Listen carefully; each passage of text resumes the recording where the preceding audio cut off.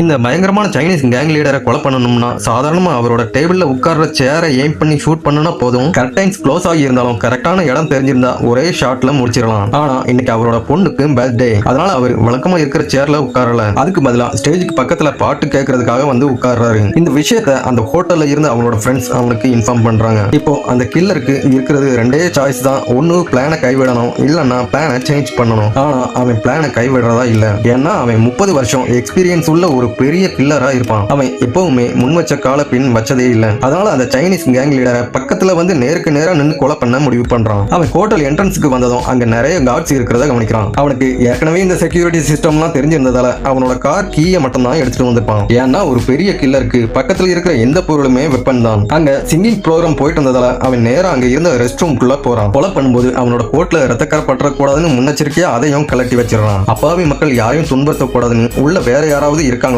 Check பண்றான். அதுக்கப்புறமா அங்க சுத்தி தேடி பார்த்ததுல அங்க ஒரு பேப்பர் டவல் டிஸ்பென்சர் இருக்கிறத கவனிக்கிறான். உடனே அவனோட கார் கீயால அந்த ஸ்க்ரூவை எல்லாம் கலட்டிட்டு உள்ள இருந்து ஒரு ஷார்ப்பான மெட்டல் பீஸை எடுத்துக்கிறான். அதுக்கப்புறமா அவனோட ஃப்ரெண்டுக்கு கால் பண்ணி அந்த கேங் லீடரை எப்படியாவது ரெஸ்ட் ரூம் வர வேணும்னு சொல்றான். அதனால அவனோட ஃப்ரெண்டு வெயிட்டரை வேணும்னே ஜூஸ் கேங் லீடர் மேல கொட்ட வைக்கிறான். அந்த கேங் லீடர் டென்ஷன் ஆனாலும் கிளீன் பண்றதுக்காக ரெஸ்ட் ரூமுக்கு வர்றான். ஆனா அன்எக்ஸ்பெக்டடா அவனோட பாடி கார்ட்ஸும் கூட வந்துப்பாங்க. உடனே அந்த கில்லர் வேற வழி இல்லாம 3 பேரையும் சரமாரியா குத்துறான். அந்த டைம்ல வெளியே சிங்கிங் ப்ரோக்ராம் சத்தமும் ரொம்ப அதிகமா இருக்குது. அந்த சான்ஸை யூஸ் பண்ணி அவங்க 3 பேரையும் அந்த ரெஸ்ட் ரூம்குள்ளேயே கொலை பண்ணிடுறான். அதுக்கப்புறம் அந்த ஷார்ப்பான மெட்டல் பீஸை வாஷ் பண்ணிட்டு அது இருந்த இடத்துலயே வச்சிடறான். போலீஸ் வந்து தேடினா கூட எந்த வெப்பனை வச்சு கொலை பண்ணான்னு அவங்களால அவ்வளவு ஈஸியா கண்டுபிடிக்க முடியாது. அதுக்கப்புறம் அந்த கில்லர் வீட்டுக்கு போற வழியில அவனுக்கு முன்னாடி இருந்த கார்ல இருந்தவன் சைடு மிரர் அட்ஜஸ்ட் பண்றத கவனிக்கிறான். உடனே ஏதோ தப்பா இருக்குதுன்னு உணர்றான். சடனா அவன் ரோட்ல லெஃப்ட் எடுத்து ரூட்டை மாத்தி போறான். ஒருவேளை அவனை யாராவது ஃபாலோ பண்ணாங்கன்னா அந்த டேனிங்ல இப்போ திரும்பி வருவாங்கன்னு நினைச்சு பார்த்துட்டு இருக்கான். அவன் நினைச்ச மாதிரியே அந்த வண்டி அந்த டேனிங்ல வந்து நிக்குது. ஆனா அந்த கில்லர் காரணம் இல்லாம யாரையும் அவ்வளவு சீக்கிரம் கொலை பண்ண மாட்டாங்கிறதால